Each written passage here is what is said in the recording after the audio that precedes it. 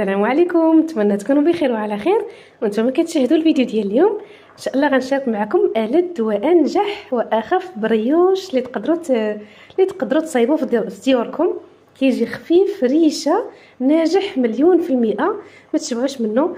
واهم حاجه انه اقتصادي، المقادير ديالو بساطين كيف ما غتشوفوا في لا فيديو، وكيخرج لنا كميه وفيره.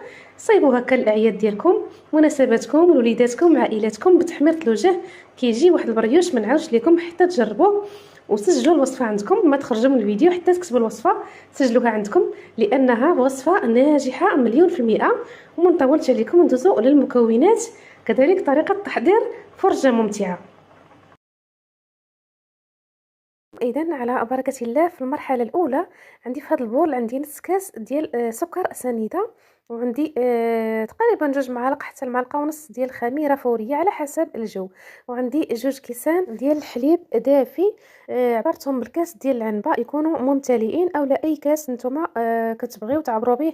يعني هاد القياسات هادو ماشي بالضروره الكاس ديال العنبه. كنخلط هاد المكونات جيدا وكنغطيهم. غير تفاعلوا لنا هاد المكونات وديك الخميره، وكنرجع ليهم بعد 10 دقائق حتى ل 15 دقيقه. كنرجع ليهم صافي. هنا من بعد ما تفاعلت ديك الخميره، غادي نحاول نخلط هكا في الاول، وغادي نضيف باقي المكونات. غير تبعوا معايا الفيديو حتى الاخير، فيديو اللي كيستحق انكم تشاهدوه، وبريوش الصراحه كيستحق انكم تجربوه. ضفت هنايا 2 ديال البيضات، وغادي نضيف نص كاس ديال زيت المائده. غادي نضيف معلقه صغيره ديال الملحه على حسب الذوق، ساشي ديال سكر فاني، وغادي نضيف ساشيه ديال خميره الحلويات من فئه 8 غرام.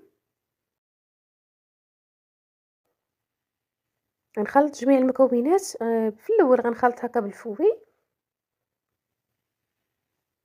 صراحه نتمنىكم تجربوا هذا البريوش هذا، اللي ما كيصدقش ليه القرص البريوش، فهاد المقادير هادو مضبوطين وناجحين من اول تجربه.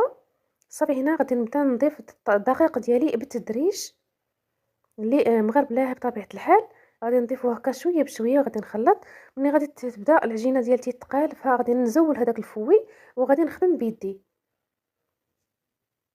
البريوش ما فيه لا تماره لا والو، يعني غير كنخلطو غير بيد وحده، ما فيه لا عجينه لا دليك.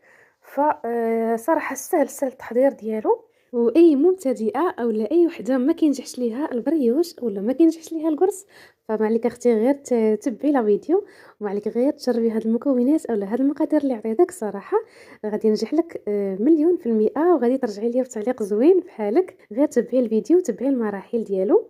صافي كنبقى نضيف في الدقيق بالتدريج، وكنخلطو هكا غير بيد وحده.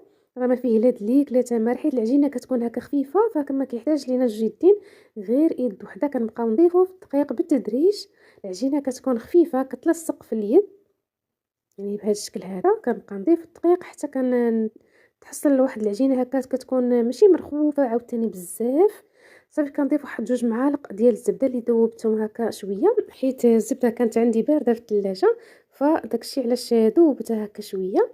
وانتم الا كانت الزبده بحراره المطبخ فخذوا منها 2 معالق وخدموا بها عادي. صافي كنحاول نخلط هذيك الزبده مزيان، غنخبط فيها هكا حتى كتدخل في العجينه بهذا الشكل هذا. العجينه كتكون خفيفه بهذا الشكل كيف ما كتشوفوا، باش داك البريوش ديالنا كيجينا خفيف وقطني. يعني العجينه ما كتكونش قاصحه، ضروري كتكون هكا، يعني بهذا الشكل هذا كتكون نوعا ما خفيفه. صافي غنخليها تختمر للمره الثانيه. غنغطيها بالسلوفان، وغادي ندير واحد الفوط هكا صغيره، وغادي نخليها تختمر جيدا. الصراحه انا راه خليتها ومشيت وقضيت شي شغل، فراه اختمرت على خاطرها كيف ما كتشوفوا. راها شبعات يعني خميره. والبريوش كيف ما كتعرفوه يعني قد ما خمر قد ما كيجينا زوين وقطني وخفيف بهذا الشكل هذا. صافي دابا غادي نحاول ندهن سطح العمل بالزيت، وغادي نفرغ العجينه ديالتي كيف ما كتشوفوا. غنحاول هكا ما نفرغش منها هذاك الهواء، يعني غير بشويه بهذا الشكل هذا. وها نتوما كيف ما كتشوفوا العجينه ديالتي من بعد ما كتخمر راه كتزيد هكا تقبض شويه في راسها، ما كتبقاش مرخوفه كيف ما شفتوا في الفيديو. صافي ملي كتختمر فهاديك الزبده كتعاونها وكتعطيها واحد ملمس ناعم. صافي غادي نشكلهم هكا كويرات. صراحه انا راه درتهم شويه كبار. وانتم بهاد العجينه هذه تقدروا ديروا بهم ديك الشهده يعني صغيوره، تقدروا يعني تحكموا في الحجم اللي بغيتوا نتوما. يا اما كتكبروهم كيف ما درت انا، جاتني يعني بحال الشهده كبيره، يا اما كتصغرهم هكا بحال شكل الشهده اللي كتكون صغيره المعروفه، كديروه هكا في مول زجاجي اولا مول دائري اولا مول مربع، يعني اللي بغيتو.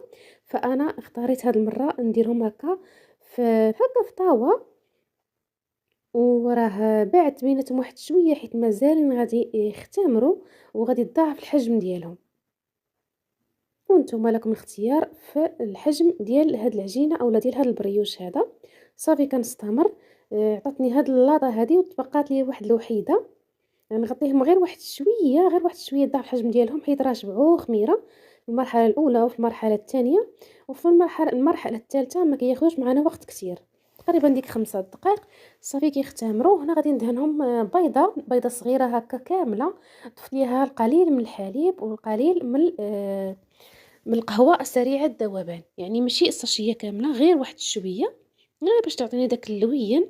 نخلط ديك البيضه مزيان مزيان مع داك الحليب والقهوه. صافي وكندهنهم غير بشويه في هذه المرحله هذه، تقيسوا عليهم راهم خامرين باش ما تهبطش ليهم هذيك الخميره ويطفشوا لينا. وغادي نرشهم بالزنجلان. وفي هذه الاثناء الفران ديالي راه ساخن، غادي ندخلهم الفران ساخن. انا عندي الفران ديال الغاز، غادي تكون البوطه يعني ناقصه العافيه ديالو. ومني كيطيبوا كنهبطهم لتحت هكا يتحمروا وياخذوا هذا اللون هذا الموحد. وهذا هو الشكل ديالهم الصراحه. كيجيو رائعين كيف ما شفتوا، راه كيتنفخوا كيتضاعف الحجم ديالهم. هنا في هذا الزين هذا اللي اختياري، انا رجعت درت ليهم المربى هكا، المربى ديال المشماش دهنتهم كاملين بالمربى اولا كدهنهم بالعسل، يعني لكم اختيار اولا النباج. صافي واختاريت ندير التزيين هكا بالكوك، وكذلك بالكاوكاو مهرمش اولا باللوز مهرمش، يعني لكم الاختيار في التزيين. صراحه التزيين كيجي غزال وكيعطيهم كذلك منظر ومذاق رائع. هذا هو الشكل ديالهم، كيجيو صراحه خفافين ريشه كيف ما كتشوفوا.